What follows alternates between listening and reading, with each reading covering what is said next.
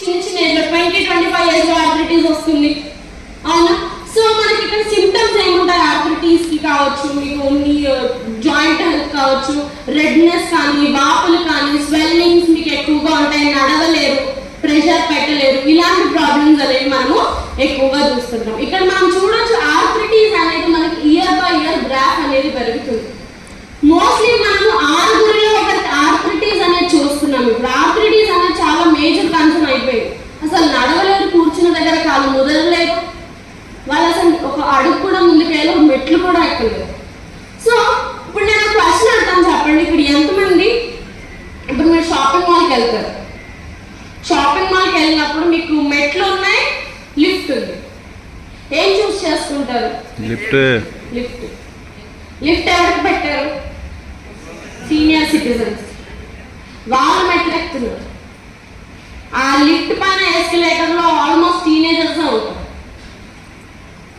Design చేసింది senior citizens కి, use చేసేది మాత్రం టీనేజర్స్. చూడండి, మనం ఎంత ఈజీ లైఫ్ స్టైల్ మనం కావాలనుకుంటున్నాం. కొంచెం చిన్న టిప్ చెప్తాను చూడండి.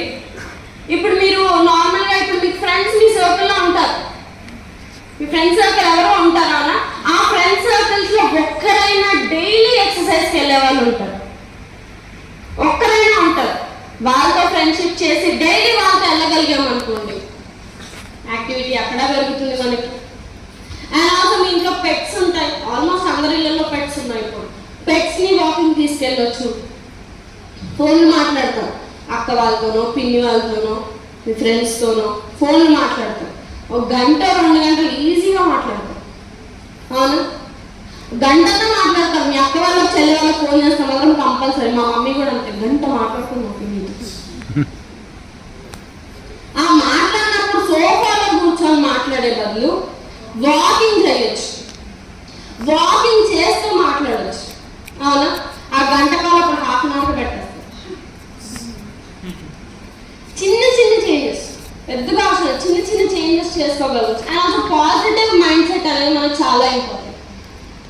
నాకు ఏదో అయిపోతాం అనుకున్నాం అనుకోండి, అప్పుడు నిజంగానే మీ ప్రాబ్లం లేదు, నా ప్రాబ్లం వస్తుంది.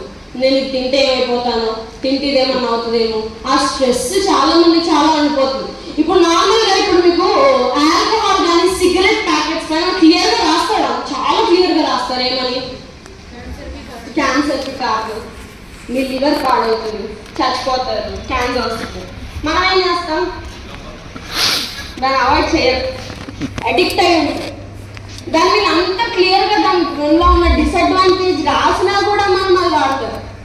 కానీ మీరు ఒకవేళ సప్లిమెంట్స్ పైన చూడండి, ఇన్ని బెనిఫిట్స్ రాసుంటాయి. ఒకే క్వశ్చన్ అడుగుతారు, ఏమని? సైడ్ ఎఫెక్ట్స్ ఉంటాయి. వెయిట్ లాస్లో అయినా కూడా అంతే. ఇప్పుడు మీరు డైట్ వస్తారు, యాక్టివిటీస్ చేయమంటారు, ఎంత చేయమంటారు, కానీ వాళ్ళు అడిగేది మాత్రం ఒకటే, మేడం కూర్చున్న దగ్గర తగ్గించాలన్నమాట ప్లీజ్. ఇంకా కొంతమంది ఎలా అంటే ఒక క్వైరీ వచ్చింది మాకు ఆఫీస్లో రీసెంట్గా కాదు, ఒక 3-4 months అవుతుంది. మేడం ఇప్పుడు లివర్ హెల్త్ తీసుకుంటున్నాను, కానీ ఆల్కహాల్ తీసుకోవచ్చా అని.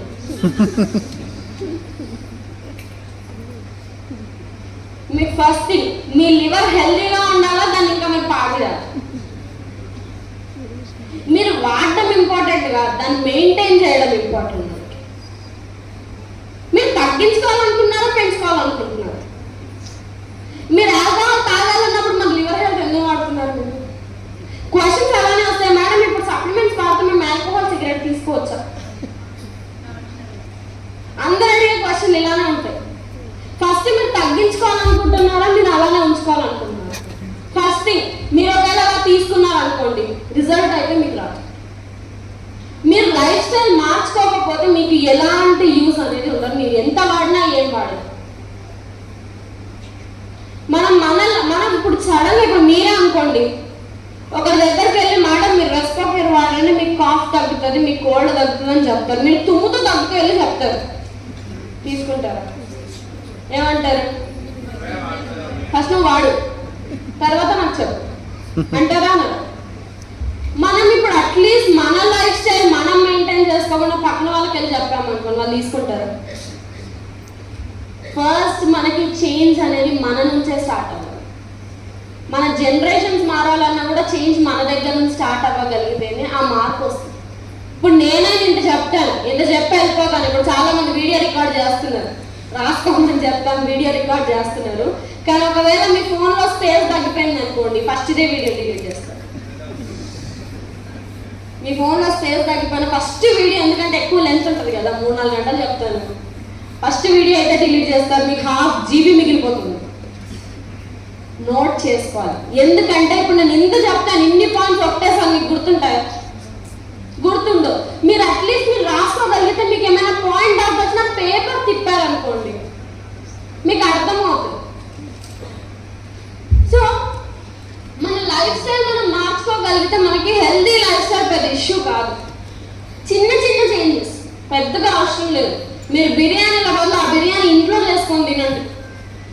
యూట్యూబ్ ఉంది కదా, అన్ని రెసిపీలు దొరుకుతాయి మీకు. బిర్యానీ ఏంటి, మండి కూడా చేసుకోవచ్చు మీరు ఇంట్లో, హెల్దీగా చేసుకోవచ్చు, ఇంకా కడిగిన కూరగాయలతో చేసుకోవచ్చు.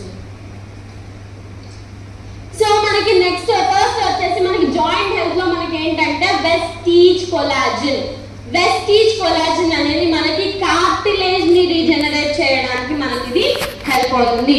వెస్టీజ్ కొలాజిన్ లో మనకి కొలాజిన్ పెప్టైడ్ ఉంది, రోసెప్ ఎక్స్ట్రాక్ట్ ఉంది, విటమిన్ సి అనేది ఇందులో మనకి ఉంది. సో విటమిన్ సి అనేది న్యాచురల్ గా మన బాడీలో కార్టిలేజ్ సింథసిస్ చేయడానికి, కొలాజిన్ ని సింథసిస్ చేయడానికి మనకి ఇది హెల్ప్ అవుతుంది.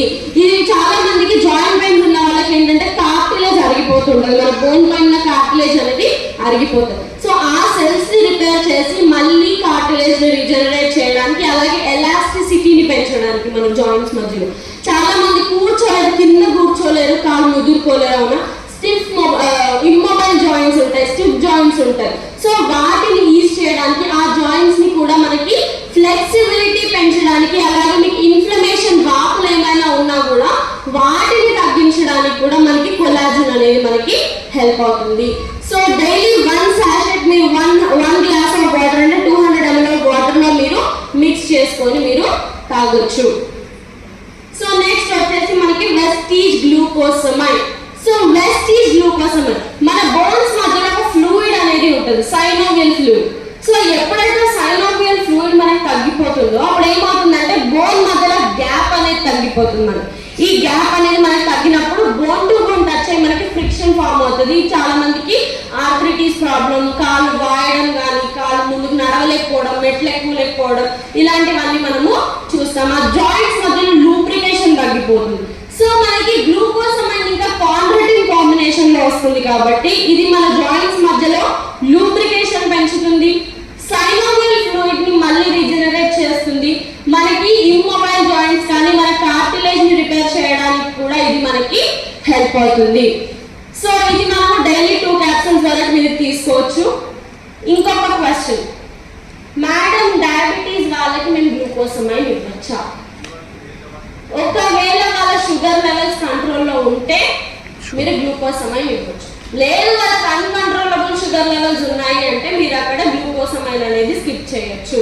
ఎందుకంటే ఒకవేళ వాళ్ళు డయాబెటిక్ ఉన్నారు, ఎక్కువ షుగర్ లెవెల్స్ ఉన్నాయంటే గ్లూకోసమైడ్ నిజంగానే ఏంటంటే షుగర్ లెవెల్స్ ని స్పైక్ చేస్తుంది. సో వాళ్ళ షుగర్ లెవెల్స్ మెయింటైన్ ఉన్నాయి, వాళ్ళ లైఫ్ స్టైల్ మెయింటైన్ చేస్తున్నారు అంటే అక్కడ మీరు ఇవ్వచ్చు గ్లూకోసమైడ్. క్లియరా? సో నెక్స్ట్ వచ్చేసి మనకి వెస్టీజ్ కాల్షియం. మన బాడీలో కాల్షియం అనేది 99% మన బోన్స్ ఇంకా టీత్ లో ఉంటుంది. సో మనం ఇప్పుడు చూడొచ్చు, ఇప్పుడు మనము కాల్షియం ఎప్పుడైతే మన బాడీలో తగ్గిపోతే బోన్స్ చాలా వీక్ అవుతాయి, బోన్స్ లో ఎనర్జీ ఉండదు. చాలా మంది కింద పడి బోన్స్ ఇరిగిపోయిన వాళ్ళు ఉంటారు, బాత్రూమ్ లో పడి కాలు జారి బోన్స్ ఇరిగిపోయిన వాళ్ళు ఉంటారు, అవును, మెట్ల పై నుంచి పడి కూడా బోన్స్ ఇరిగిపోయిన వాళ్ళు ఉంటారు, చూసుంటారు చాలా కేసు. ఎందుకంటే వాళ్ళకి కాల్షియం వాళ్ళ బాడీలో ఎనఫ్ లేదు కాబట్టి. ఇప్పుడు కరాటే వాళ్ళని చూడండి, బ్రిక్స్ ఇరగొడతారు, ఐస్బర్గ్లు బ్రేక్ చేస్తారు. మీరు బ్రేక్ చేయబోయారనుకోండి మన బోన్స్ ఇరిగిపోతాయి, అవునా. వాళ్ళు ఎనఫ్ సప్లిమెంట్స్, వాళ్ళ కాల్షియం వాళ్ళ బాడీకి ఎంత ఇంపార్టెంటో దాన్ని మెయింటైన్ చేస్తారు. మోస్ట్లీ ఇది మనకి ఇంకెక్కడ తగ్గుతుంది చెప్పిన, టీ కాఫీ. టీలు కాఫీలు మనం ఎక్కువ తాగుతాం, కొంతమంది అయితే డేలో 6-7 సార్లు కూడా తాగుతాం. ఎక్కడ చూస్తాం కలిసి ఇలాంటి కేటగిరీ అందరినీ మధ్యరాత్రి 1 గంటకి నీళ్ళ కూడా దగ్గర చూస్తాం. నీలోపర్ దగ్గర మధ్యరాత్రి 1 గంటకి 2ంటికి ఆ రాత్రిలో టీ ఎలా తాగుతుందో అర్థం కాదు. మనం టీ ఎందుకు తాగుతాం? ఒక మాట చెప్పండి, టీ ఎందుకు తాగుతాం? నిద్ర ఎగిరిపోవడం, టీయో కాఫీయో. మధ్యరాత్రి 1 గంటకి 2 గంటకి టీ తాగి ఏం చేద్దామని విత్ మస్కాబన్, మళ్ళీ ఆ బ్రెడ్లో బటర్ పెట్టి షుగర్ వేసిపోయి మళ్ళీ దాన్ని టీలో ముంచుకొని తింటాం. ఇంకా టీకి కాంప్లిమెంట్ చేయడానికి మనం ఏం తింటాం? పకోడీ, సమోసా, అందరి ఫేవరెట్ తెలంగాణలో మిర్చి బజ్జీ, మలై మార్కెట్. అవును, ఆయిల్ ఫుడ్కి మనం ఇంకా దాన్ని కాంప్లిమెంట్ చేసి టీ ఇచ్చి ఇంకా లేని ప్రాబ్లమ్స్ మనం తెచ్చుకుంటున్నాం. టీ ఒక్కసారి 2 సార్లు పర్లా, కానీ మనం ఎక్కువ తీసుకోవడం వల్ల మన బోన్స్ మధ్యలో హోల్స్ క్రియేట్ చేస్తుంది. మన కాల్షియం అనేది మన బాడీలో తగ్గిస్తుంది. సో మనకి అలాగే మనకి కాల్షియంలో ఏంటంటే మనకి విటమిన్ డి కూడా మేజర్ రోల్ అనేది ప్లే చేస్తుంది. నేను ఇందాక చెప్పాను, మన బాడీలో ఎప్పుడైతే విటమిన్ డి తక్కువగా ఉంటుందో బోన్స్ అనేది కాల్షియంని అబ్జార్బ్ చేసుకోదు, చాలా తగ్గిపోతుంది. కాల్షియం అబ్జార్ప్షన్ అనేది మనకి తగ్గిపోతుంది. అందుకే చాలా మంది వస్తారు, మేడం మేము కాల్షియం వాడాము, గ్లూకోసమైన్ వాడాము, కొలాజన్ కూడా వాడాము, కానీ మాకు మోకాల నొప్పులు తగ్గట్లేదు.